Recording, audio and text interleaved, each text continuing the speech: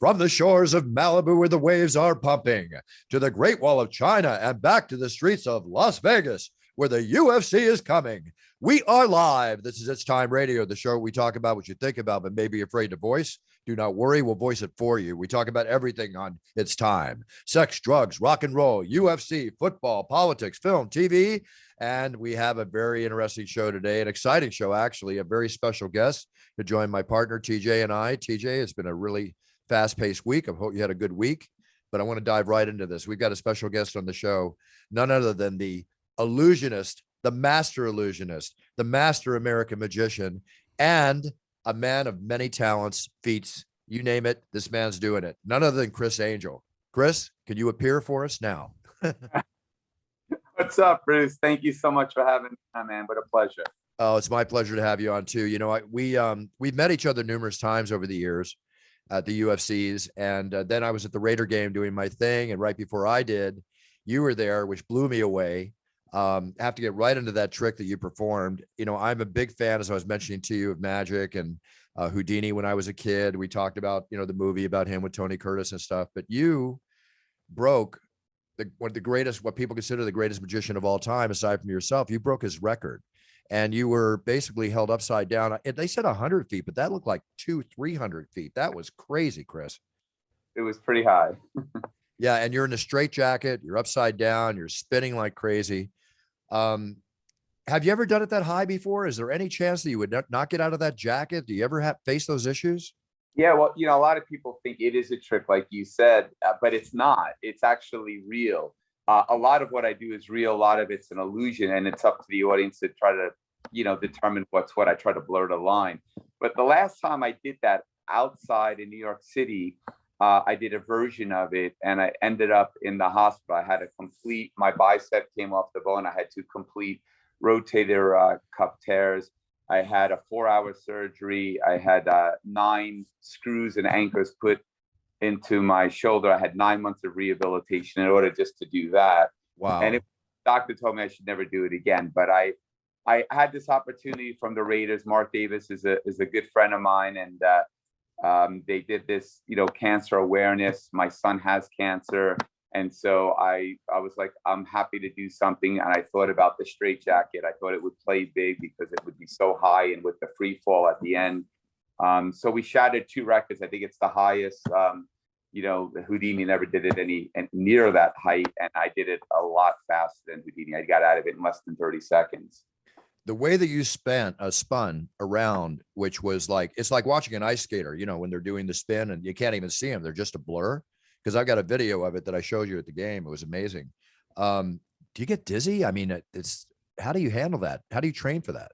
Yeah, it's like anything else. I've been doing this for so many years. In the beginning, when you first start, your body's not used to it, and so you know you feel nauseous, the room spinning. But now, it doesn't affect me at all. It's just part of, you know, the focus. You know, just like a UFC fighter, you know, they have.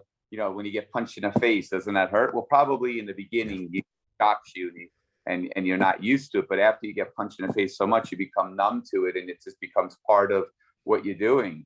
And so for me, it's just part and parcel to the process of what I do, you know, in my office.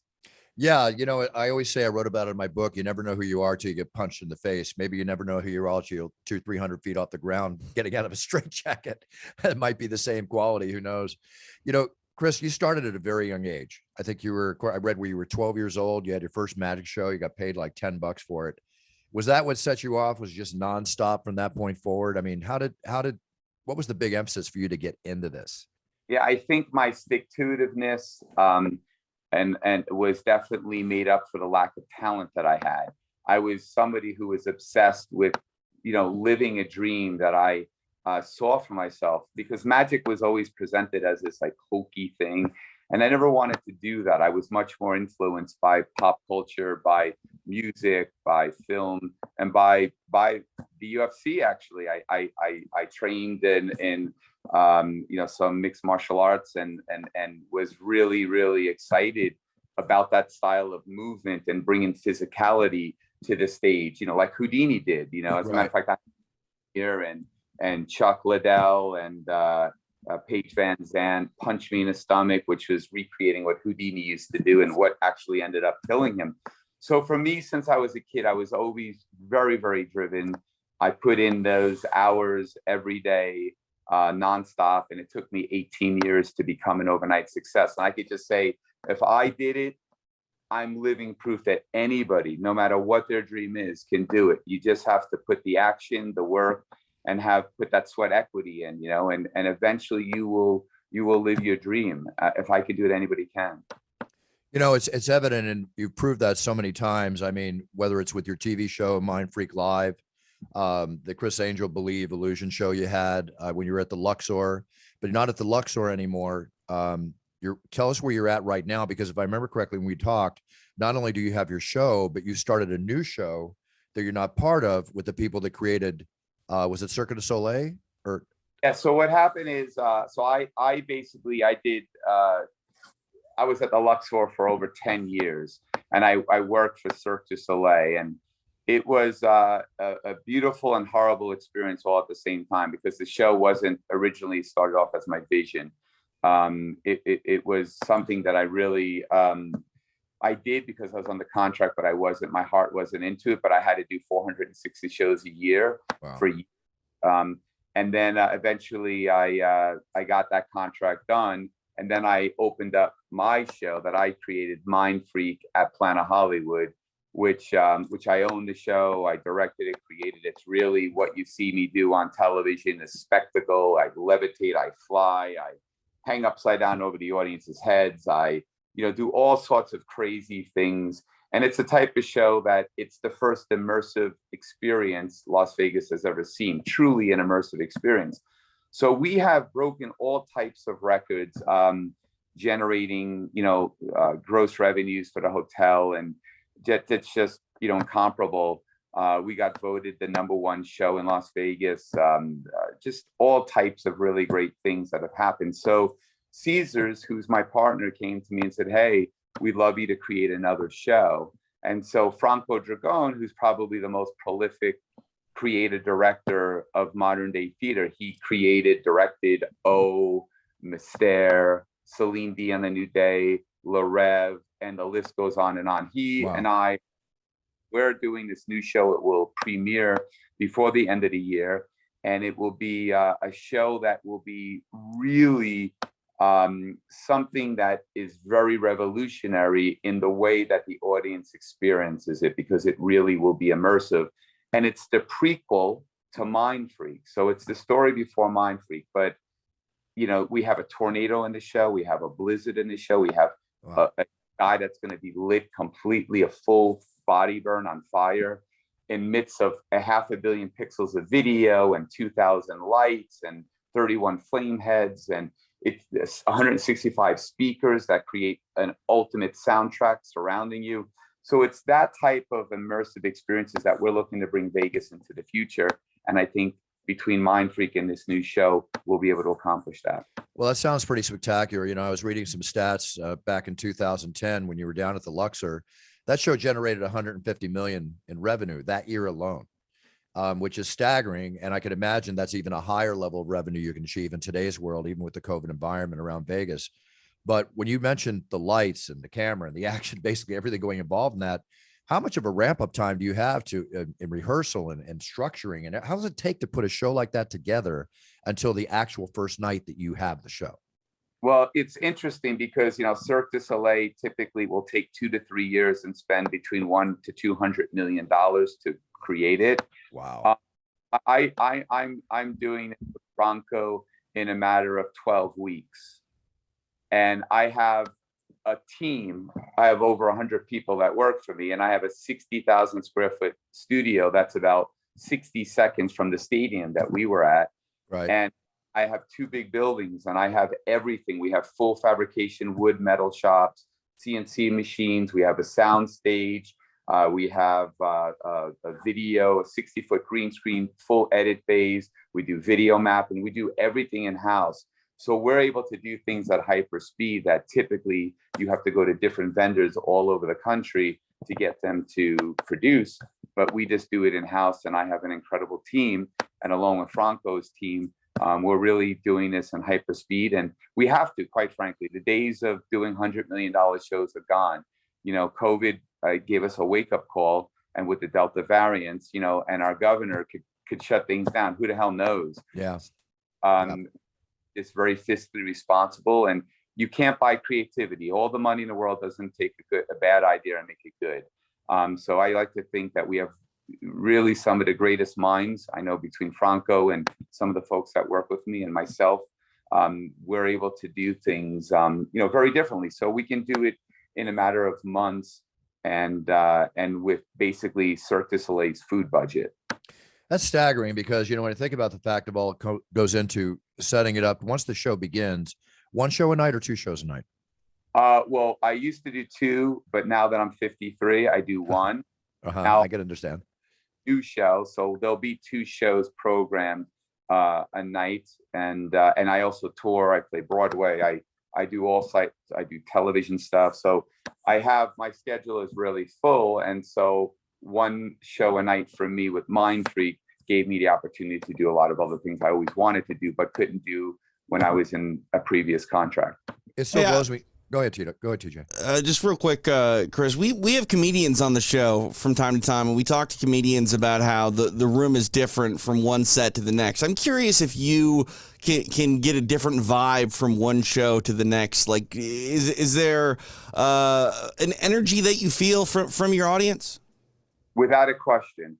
That's how you work. Every night there's a new audience, and in the history of the world, that audience will never be together again, ever. So you have to basically feel the audience, feel the energy.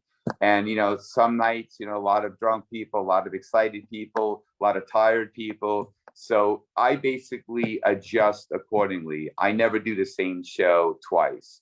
Wow. And the really dictating what my pacing is, what that give and take is, and what that energy is going to be like. But my show is not like a cheesy, like, magic show, or like, what you expect, or it's not even that. It's a concert.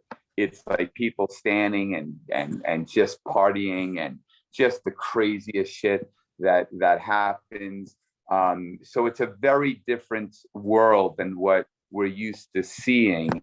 And so the energy is that much more of like, you go into a club, or you go into a concert, or you go into a UFC fight. That energy is pretty electrifying, but sometimes it's more than others, depending upon the day of the week, depending on what's going on in town. But I'll be doing a show tonight. So it's like I do it 5 nights a week. So you're saying, like, right before that show, you can actually change it up and switch it? Don't you have to go through in production issues and everything if you're going to change, one bit to another? No, I usually, my team has been with me for well over a decade. Some of them have been with me for 2 decades, and they know what I'm like, and I don't even tell them. I go on stage and I just do things on the fly. I can do a segment that could take, 5 minutes, or I can make that 15 minutes long, depending upon how it's going and what it's producing. So all of my video content, which I have, a 500 million pixels of video, which translates into LED screen over the entire audience's head, including the balcony. It's so I have everything on loops, the music, everything, and I have people that will actually know that I'm going longer, so they'll trigger loops and different segues to go longer or shorter depending upon how I'm flowing. I don't want to be reading a teleprompter like the dude does across the street. For me, it's all about, being in the moment. These people that have come to see me, I'm so grateful for. They spent their hard-earned money. They had lots of choices after COVID to come back for the first time after 16 months of being cooped up in their house. They chose me. Like, I leave it all on the stage. I want to listen to the audience, and I want to give them, the best experience that I'm capable of. I call that being organic. It's like you want it to be real. It's like when I walk out in a much lesser situation doing my stuff that I do in the Octagon and the UFC, I feed off the energy of the crowd, and the energy can be different on any given night, especially now when sometimes I'm announcing to 50 people in an arena when there's, nobody there because of COVID. Oh, gee, Bruce, because, what you're doing is you're setting a tone, right? And when you come out, whether there's 50 people or 20,000 people, you're taking that and you're either helping bring that energy up higher and getting people excited and anticipating what's going to happen, so you kind of are that ball of energy, and you basically react to what the audience is giving you. And that's exactly what any good entertainer does. They go out there and they listen to the audience and they try to help facilitate, be the guy to let them have even a better time and get more excited.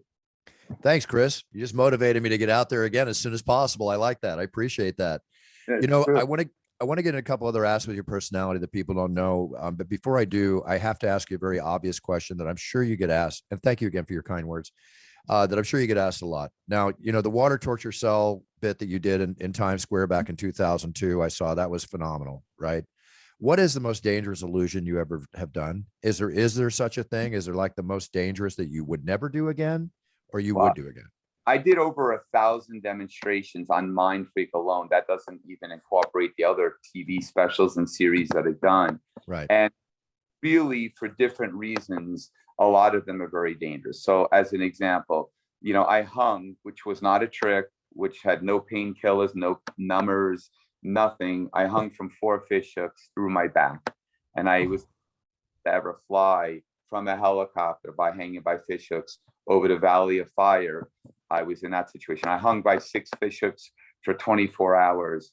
I spent 24 hours underwater. I floated above the Luxor, which I could have killed myself easily. I've done a lot of really insane things. Each in their own way could have killed me or maimed me.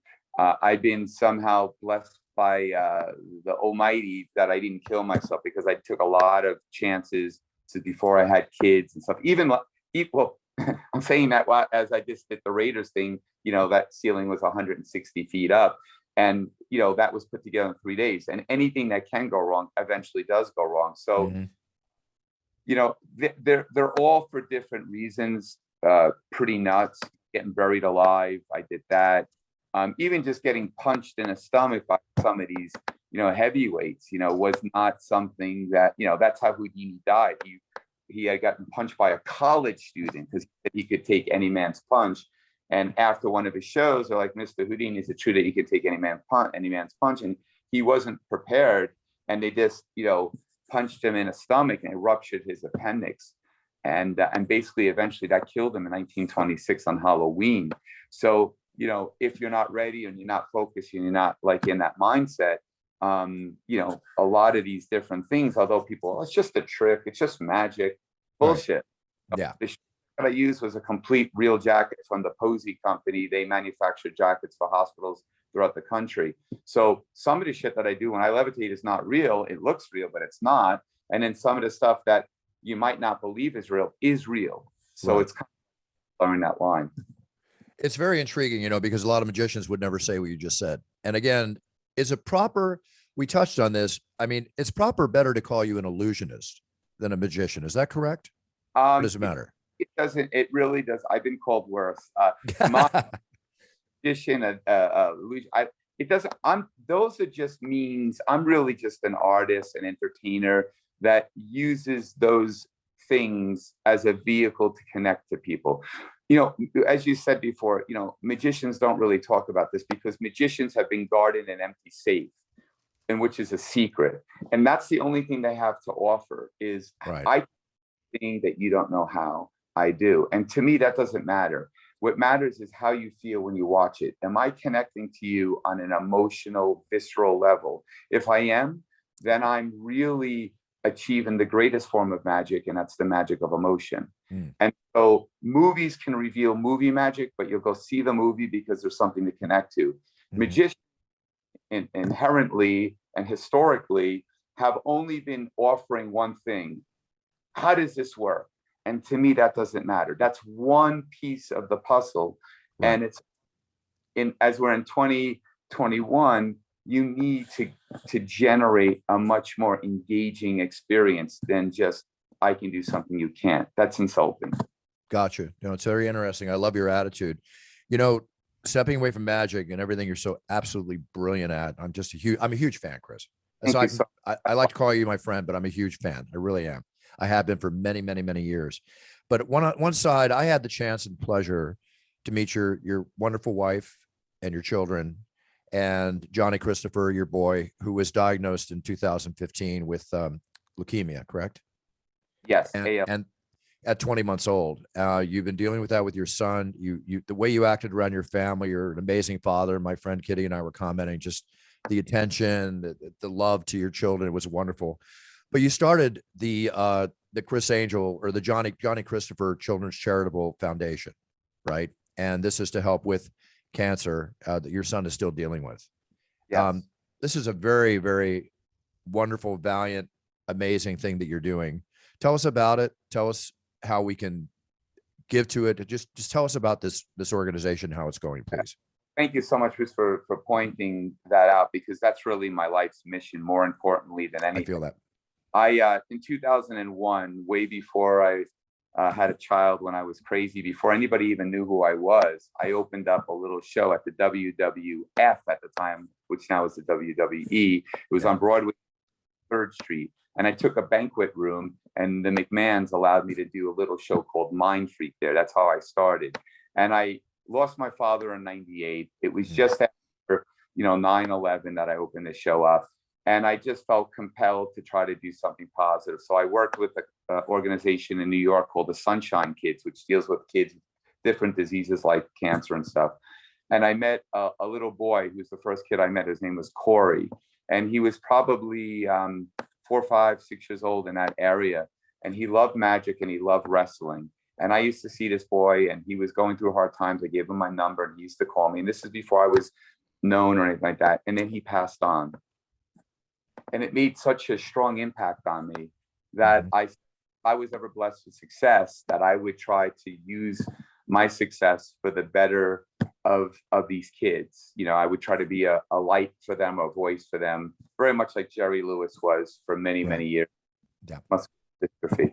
So fast forward, I started my own organization back then. And in 2008, I formed what was called Believe Anything is Possible, which was a children's organization to help raise funds for the benefit of these kids that are going through this craziness. And then I had my own child after that.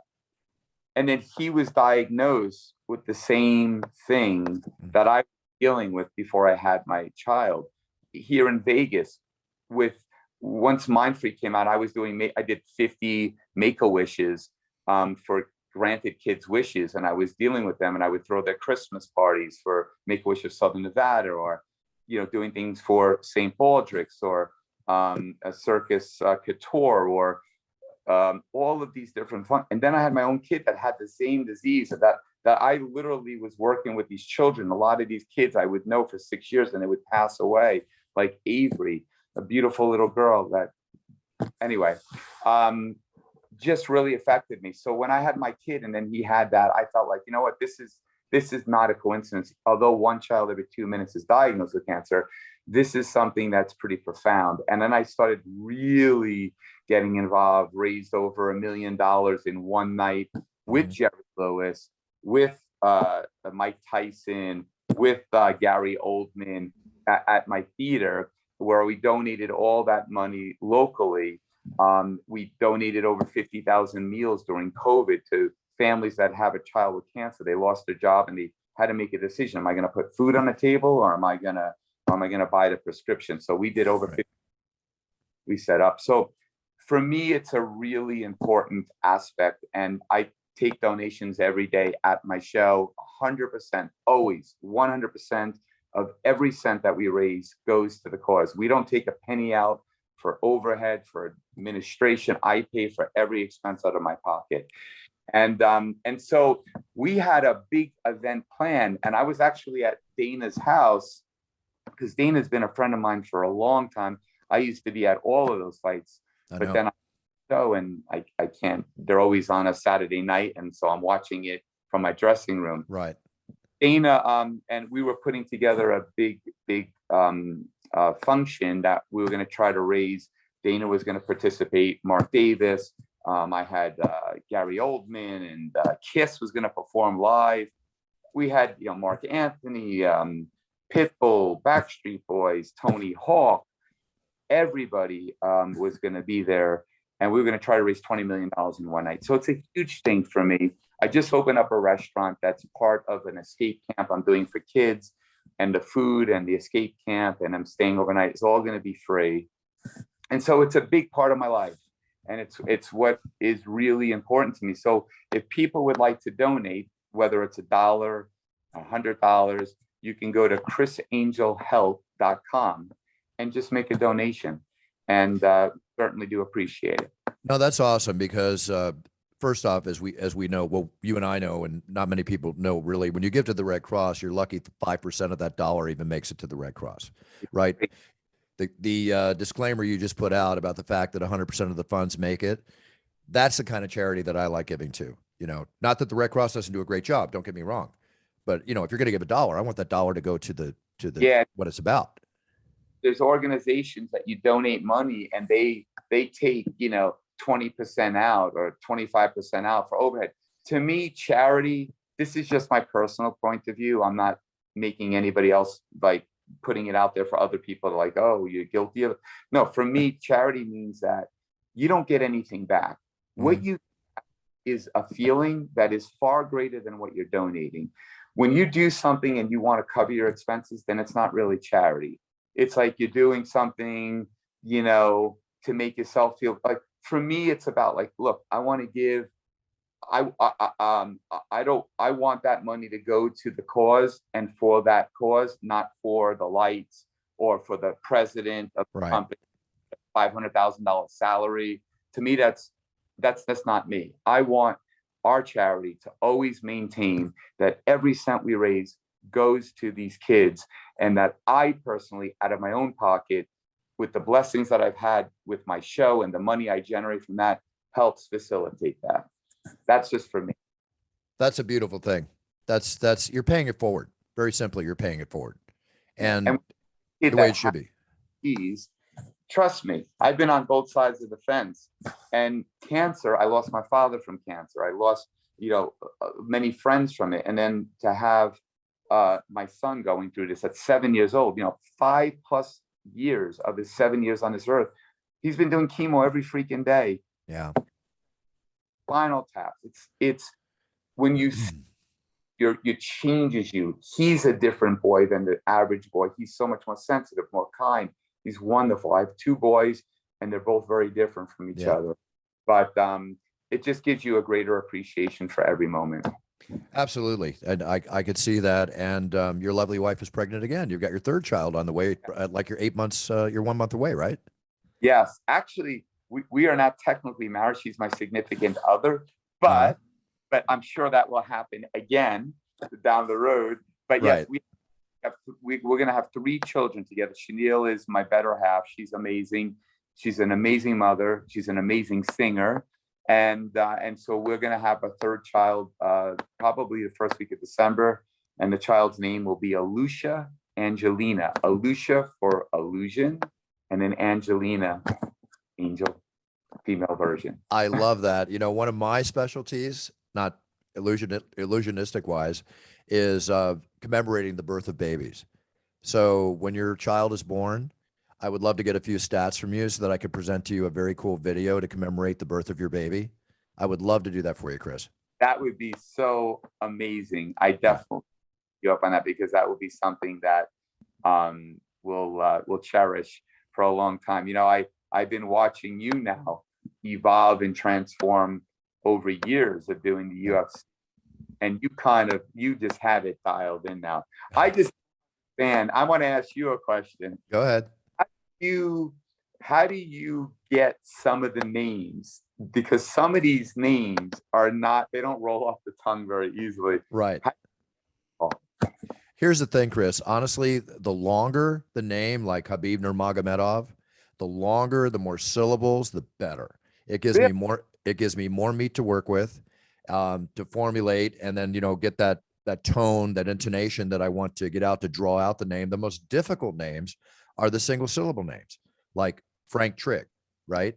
It's like Frank trig. Okay. Right. I want to like let it fly, you know.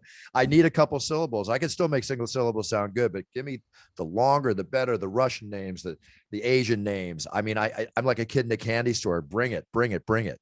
So So how long do you, I know this is your show, how long do you actually practice? Because I know you have a card, everybody sees the card, but you obviously are not doing that for the first time. You are working this out. How long does it take you to work it out before an event? I'm always very honest, and I'll tell you right now, I don't rehearse. No. I never rehearse. I mean, I don't sit in the shower and go like Chuck Liddell, you know, I don't do all that and stuff. The only thing I do is the UFC is a well-oiled machine. So we'll get like the names and we'll get sound bites of the fighters saying their names. So the only rehearsal, if I could even say it's rehearsal, is that I listen to how they say their name, and then phonetically I'll write it on the card, right? So the 2-3 hours it takes me to prepare all my cards, which I put a lot of effort into, it's like the way I was when I studied for a test. I thought if I didn't learn it listening to it in class, I never would get it anyway. So I never studied for tests, right? And I graduated in the top quarter of my class. So it's just how my mind works. When I'm writing those cards, everything is getting absorbed. Wow. And I'll say the name under my breath to me, but there's a rehearsal voice and there's the organic live feeding off the energy voice. Yeah. And I just want to walk in that octagon, feel the energy of the crowd, shake my head. You see, I kind of warm up a little bit before I start, get myself in the zone, stare into the eye of the tiger. I don't even hear the audience. It's just me and the fighter, and let it fly. And that's the way it works for me, Chris. Seriously. The fighter off, like, did he ever like anybody ever get angry with you, like that you're like that you did something, or they didn't appreciate it, or like you just know something was? No, like, I never had that. I get more, which is the highest compliment you can get from a fighter, is like afterwards, whether it's Antonio Nogueira or whatever, came up to me one time in Brazil. He said, "Oh my God, thank you, thank you, thank you. You took me to another level," you know, and I took that into my fight. When a child comes up to you and asks you for a picture and autograph, that's the greatest thing ever, right? When a fighter comes up to you and says, "Thank you, you got me going," then I know I'm doing my job. Yeah, because you're getting pumped up, right? You're like, yeah. The way you're saying it with all this energy, they're like, they believe they can walk on air, you know. They're just exactly. I've been around fighters most of my life, you know, even before I got in UFC and boxing. I was, you know, I fought plenty myself, never as a pro.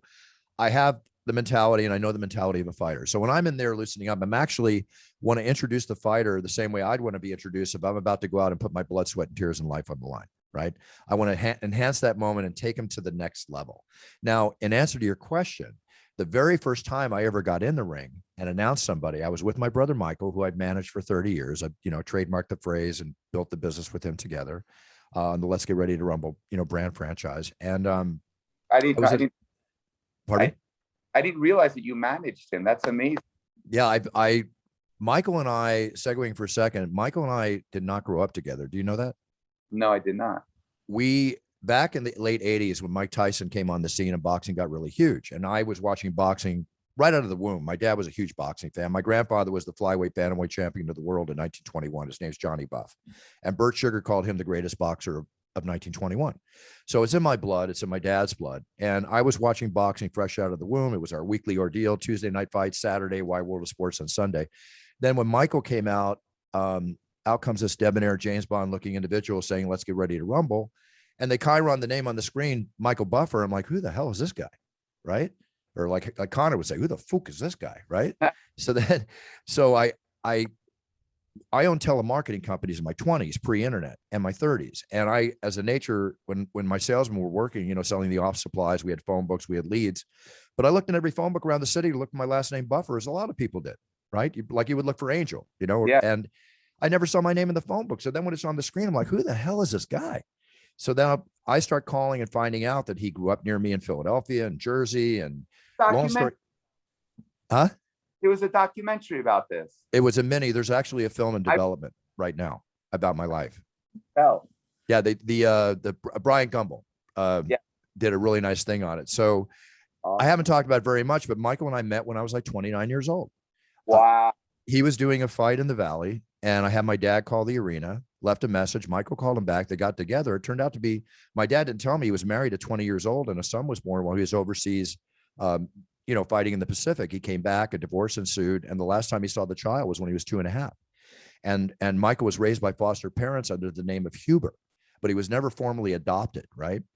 So when he went in the Army at 20 during the Vietnam War, they said on his birth certificate, it said, "You're not Huber, you're Buffer. You're Michael Buffer." Had that not happened, we wouldn't be having this conversation right now. Wow. Because I never would have searched him out. Incredible. And then when I met him, I owned 2 companies. I was very successful, beach house, living the 2.5 men lifestyle minus the alcoholism, right? I was having a great time, but I was burned out. I was just completely burned out by what I was doing, even though I was making, great money.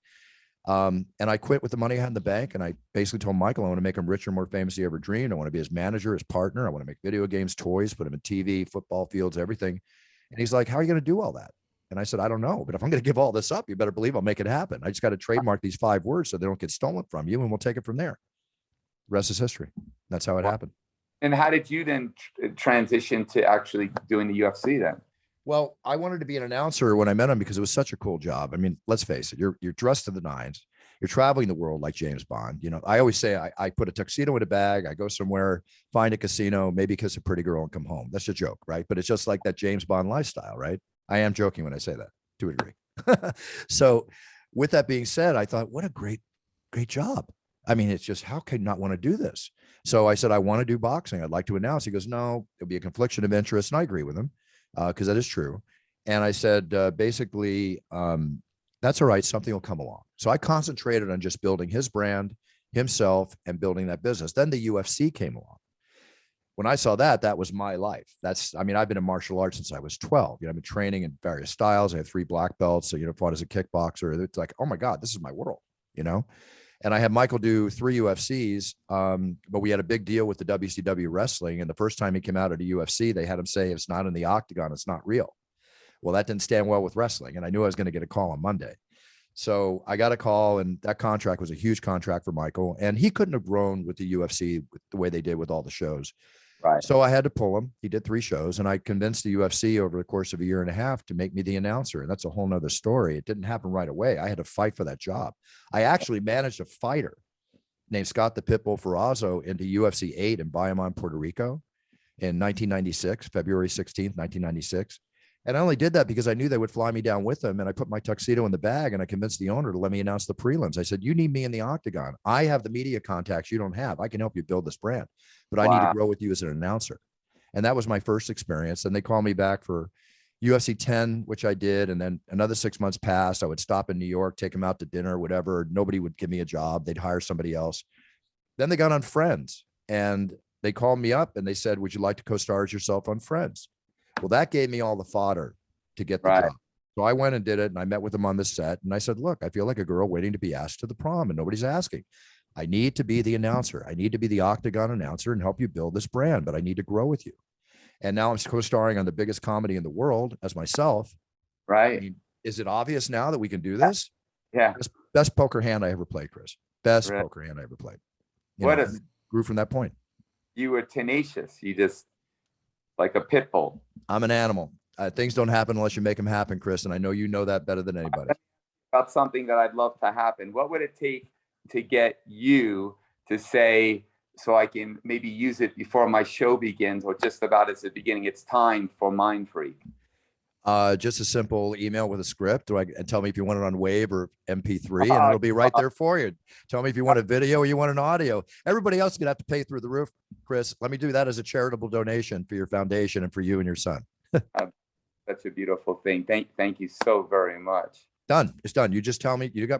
Text me. You'll have exactly. Let me know if you want a video or an audio or both, and I'll do both. You're the best. Thank you so much. I'll do the video in front of a green screen, so you can put any. Of course, you can put any image behind it you want. I'm sure you can make that happen.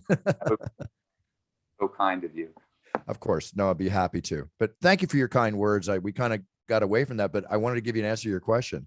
The very first time I announced, I was in Kellogg, Michigan, and I was with my brother as his manager, and it was a kickboxing event. And, Michael said, "Why don't you bring a tux, announce one of the fights?" Because he knew I wanted to, cut my teeth. And I had already done public speaking and used to being in front of people and motivational speeches with my companies and stuff. So I'm comfortable in front of people. But I got up in the ring, I announced the fight, then I announced the winner. And the guy came over and he said, "Bruce, thank you so much for the announcement. but I've really been waiting the last 2 months to hear your brother say my name. That was probably the worst one that ever happened to me right there. I felt so bad, for the guy. It's because, Michael Buffer's Michael Buffer, right? You're both legends, and you both do an incredible job, and have been caught. You're pop culture. You are pop culture. Thank you. Which is pretty amazing if you think about all the people that do announcing, and they're not.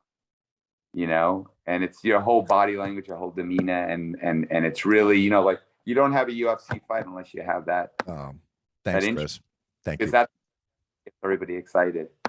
Well, that's another attitude I have, is that every night I walk out there, I have to prove I deserve this job. I have to prove to the powers that be, to Dana, the fans, to myself, to my family, that I have to do this job. So I treat every night as my first night. And that way I'm a kid in a candy store, and I have the passion to keep it going. The travel that goes into this, what we have to go through. You tell me about all the shows you do. I'm mind boggled or mind freaked thinking about all you do compared to what I do. It blows me away. So much respect. And I don't think people understand that unless they do what we do or have a taste of what it takes to make these things happen. And the trick is to make it look simple, That's the key. It's putting in that 10,000 hours, as they say. Yeah, exactly. Speaking of 10,000 hours, I don't want to keep you too much longer. I'm taking up your time, but it's so great to have you on the show. Is there anything, I think we just lost you, Chris. I got there you are. Is there anything you want to tell the audience? Go ahead. Just your platform. Go for it. Grateful for the opportunity to spend some time with you, Bruce. I think you're a really good guy, very talented guy. And typically I don't do things like this because I'm insanely busy. But when we met, I just, we've known each other, but then we kind of met Raiders thing. And I was just, very happy to do it because you're just such a, humble, nice guy. Thank you. And just really got a great vibe from you. And so I just want to say to everybody, keep watching Bruce do this. With interesting guests on, and if you want to see something pretty insane outside of a UFC fight, before or after, come and see Mind Freak at Planet Hollywood. We do a show basically Wednesday through Sunday at 7 p.m. And you can follow me just at Criss Angel on all the social media platforms. That's awesome. I'm going to make one of the Friday shows when I can time it, when I come in. Usually I come in late, Friday, do the show and get back home. But I definitely want to see the show. And I definitely want to do the video or audio for you, Chris. So just let me know and it's going to be done. Okay. Thank you so much. And thanks to everybody for watching. And by the way, a lot of my fans are watching this because I promoted it. Oh, thank you. Well, I'll send you the link when it comes up. We'll be posting it up tomorrow. God bless. It'll be awesome. God bless you. Oh, Chris, real quick, your shirt, that's your restaurant. Tell us the name of the restaurant, please. Oh, it's called Kablip, which got voted by Vice magazine as the worst name in restaurants. Which, by the way, I celebrate because a band, I don't know if you know them or heard of them, but they're called the Beatles. Yeah, I think so. The worst rock band name in history by Rolling Stone magazine. So Kablip, which stands for, it's an acronym, Criss Angel's Breakfast, Lunch, and Pizza, is a restaurant that's 45 minutes from Planet Hollywood in the Moapa Valley area. We have East Coast pizza. I think it's some of the best pizza in Nevada. We have gourmet Italian ice, which we manufacture in my plant. Java-free coffee. We have incredible burgers, Mind Freak burgers.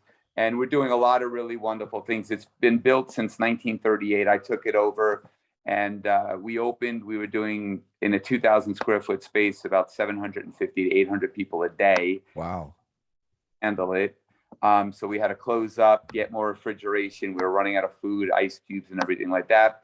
But now we're open and we're kicking ass. And we're going to be doing like Make-A-Wish parties there. And we're going to be doing a lot of events that are going to benefit the community and try to do some good things combined with the escape camp, which will be about 9 minutes away. I bought 14 acres to build that. I just have to get time to do it. But the restaurant's open now, Kablip, or Criss Angel's Breakfast, Lunch, and Pizza. You can go to eatblip, EATBLP.com and check out the menu and the restaurant. That's very cool. And again, you're just paying it forward. So let me pay it forward a little more. Aside from your show, any of the special events, the charitable events you have, if I can be of any promo help, please just let me know. Okay. I definitely will bother you. Thank you so much. Cool. I want to be bothered by you, Chris. It's all good. And you better come to the show. I will. I will. Trust me. I'll see you there. Let me get my schedule together. It's a little crazy for the next 2 months. I got to do the Abu Dhabi, New York routine. We're heading out of town for a while. Awesome. But I'll be back. I'll be there. God bless. And thanks again for having me. All right. God bless you, Chris. God bless your family. It's such a pleasure to meet everybody. Have a great day. And I look forward to seeing you real soon. Thank you so much. Thank you very much. Thank you, guys. All right. Take Cheers. care. Hi, everybody. I've had an absolute blast recording your championship intros on audio and also on video. And for those of you that didn't know, the videos can be done special exactly the way you like them, because these are green screens and we can do them with a scene behind me. Do you want a fighting scene? Do you want a beach scene? Do you want a race car scene? Any scene you want, we can give it to you. It's your theme and my pleasure. Just write our offices and we will answer you with the exact fee involved and how it'll get done. So here we are, and now it's time, and it's your choice. Cheers. There he is. Hell of a guy. Yeah. You know, I don't think people realize how deep he is beyond the deepness of his illusionary work, which is just phenomenal. It really is.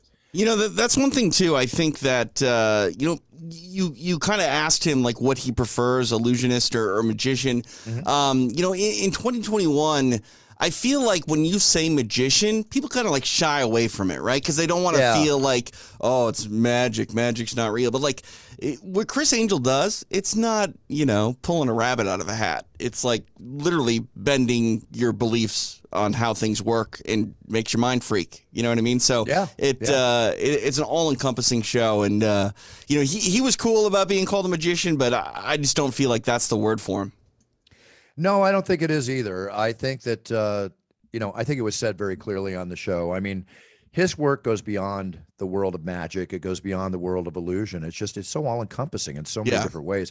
I'm just blown away that when you consider the depth of what it takes to put on a show that he puts on, the number of people involved, right? And obviously he's got a well-oiled machine of a team, the way the UFC is a well-oiled machine of a team, but it takes so much. I mean, I can't even fathom changing a show on the go. Well, like he said, that show that he put together at Planet Hollywood, like he did it in 12 weeks. If it was a normal Cirque du Soleil show, they would take 2 to 3 years. So like, think about that, Bruce. Like, think of the autonomy you have when you can make things happen like that. You don't have to wait on other people's schedules. So that shows a real passion, you know, and dedication to the craft that he has.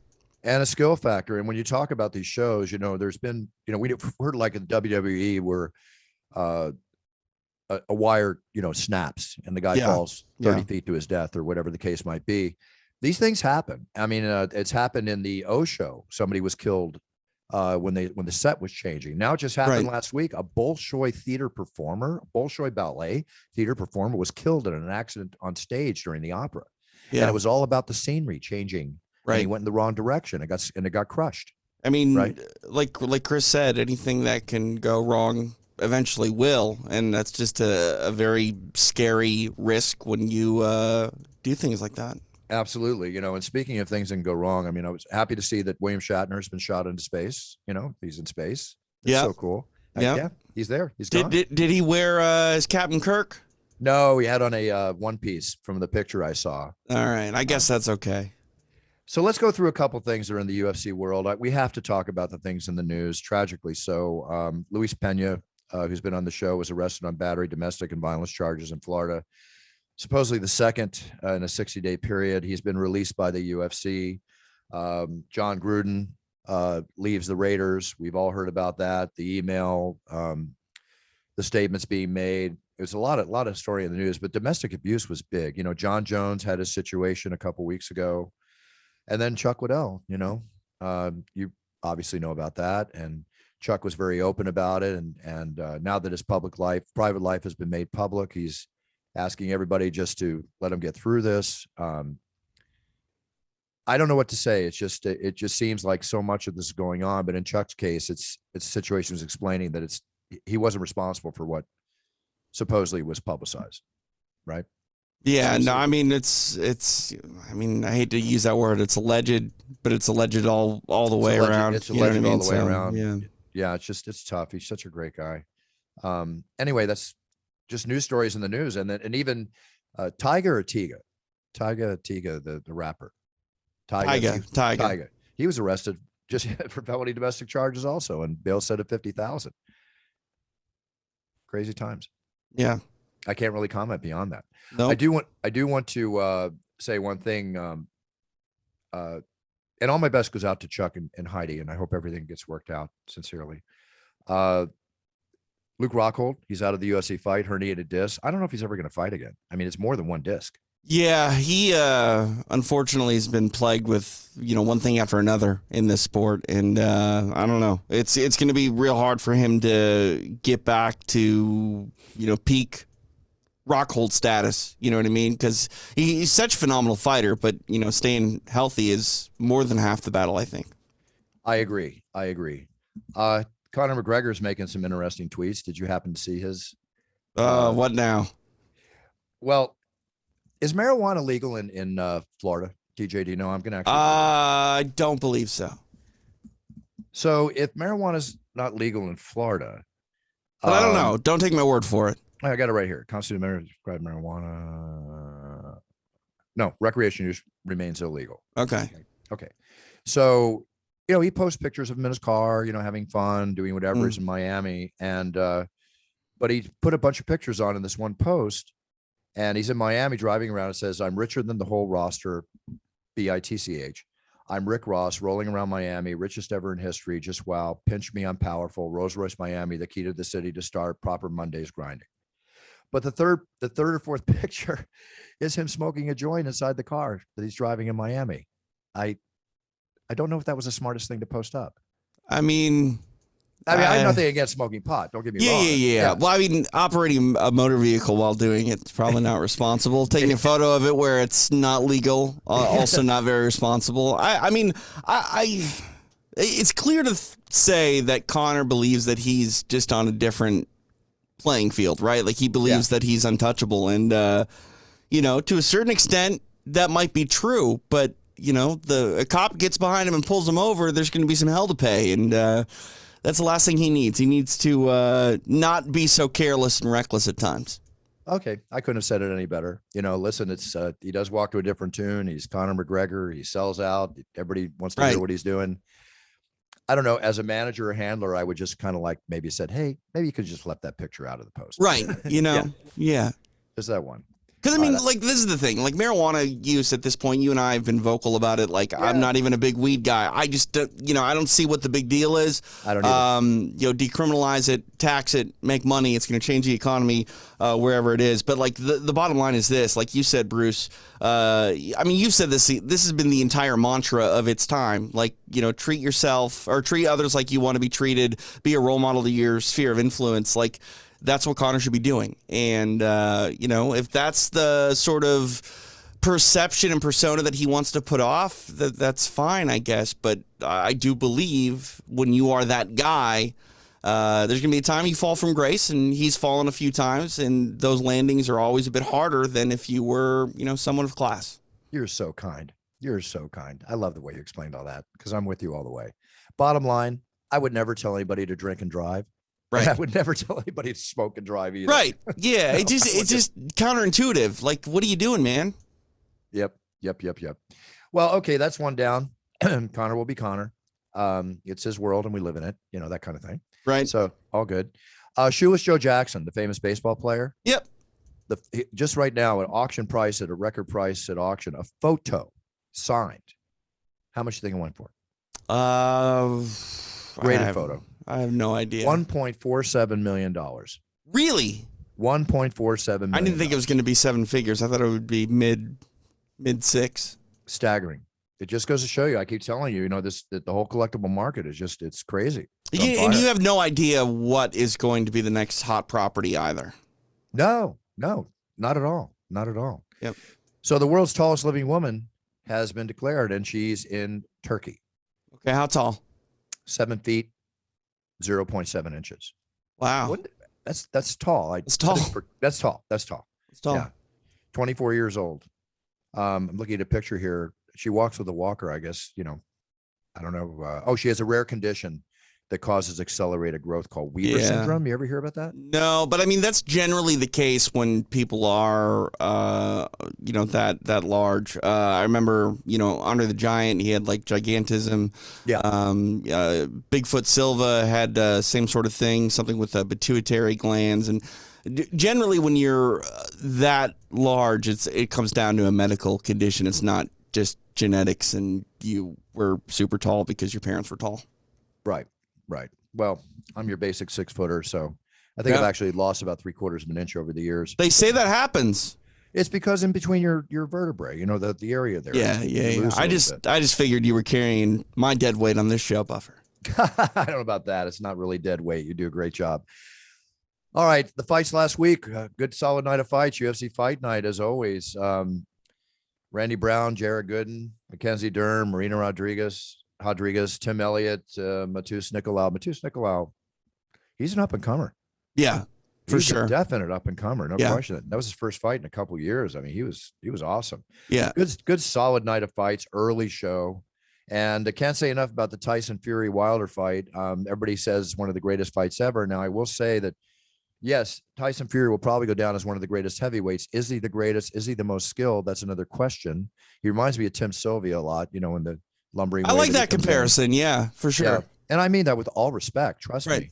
He's very exciting. I was in Vegas. Had I known he was at Hakkasan with Aoki, I probably would have wandered over there because they were shirts off doing their thing, celebrating after the show. Right. But Tyson Fury he's very entertaining, brings eyeballs to the sport. And he will go down as one of the greatest heavyweights. But when you look at the way the punches are thrown with each, it was a very entertaining. And as far as fights go, people absolutely loved it. So good night for boxing. Good night for boxing. Yeah. Definitely. And, there haven't been too many good nights for boxing as of late. No, I will tell you, though, I don't want to name anything yet, but another event that I'm aware of, a big event with one of these influencers and reality stars in England that was really big. They all think they're going to do millions of pay-per-views like Logan and Jake. It's becoming evident now that Logan and Jake are the kings of this because the other shows, this is the second one now, and I know they're not paying their bills. And I'm not going to say anything until I get stiffed. And then when I get stiffed, I will go public. Okay? Right. Well, I mean, here's the thing. They're not novel anymore. You know what I mean? It's not just something that spectacles are spectacles, and don't get me wrong, like there's going to be some level of intrigue, but when you're flooding the market with spectacle after spectacle, you're going to have to be more than just, hey, look, this person, they're going to punch someone else in the face and get punched in the face.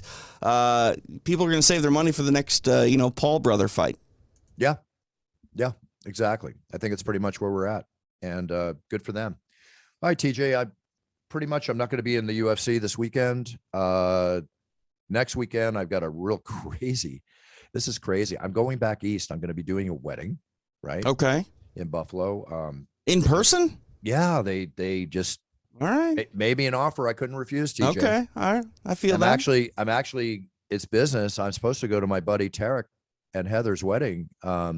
But business is business, right? They're not going to be mad at that. If anyone knows business, Tarek knows business. Tarek knows business, and I already made a nice video for him, the whole bit. But I'm going to miss a really wonderful wedding they're having in Santa Barbara. But it's hard for me to do that. But again, business is business. No need to go into the numbers involved. But I will tell you one cool thing: I have to be at the Raiders game on Sunday, right? How are you doing this? They are actually spending $30,000 on a private jet. That's what I was going to say. I was going to say that's the only way you can guarantee that travel. I'll talk more about it next week, but it's a James Bond weekend. I'm going to go out to Buffalo, New York. I'm going to announce the first dance and, into the couple into the reception, give it all the grandiose, whatever. You're getting on that plane. And then immediately I get taken to the airport, board a private jet all by myself. That's going to take me to Vegas, get me in at 9:00 Saturday night. I'll rest and boom, I'll be at the Raider game in the morning. Good for you, Buff. The Raiders want me to there for every home game. I mean, you got to be. Well, it's definitely an interesting week for the Raiders. It definitely is an interesting week. Did you watch the Monday Night Football game? The Ravens game? Did you watch it this I did not, no. Oh, my God. They've never come back from 16 points or more deficit in the second half. And they came back and won the game by 6 points. Wow. It was one of the most amazing. Monday Night Football's had some amazing games this season. Yeah. Amazing. I've been watching college football because my beloved Iowa Hawkeyes are number 2 in the nation right now. So college football is always a blast. My favorite.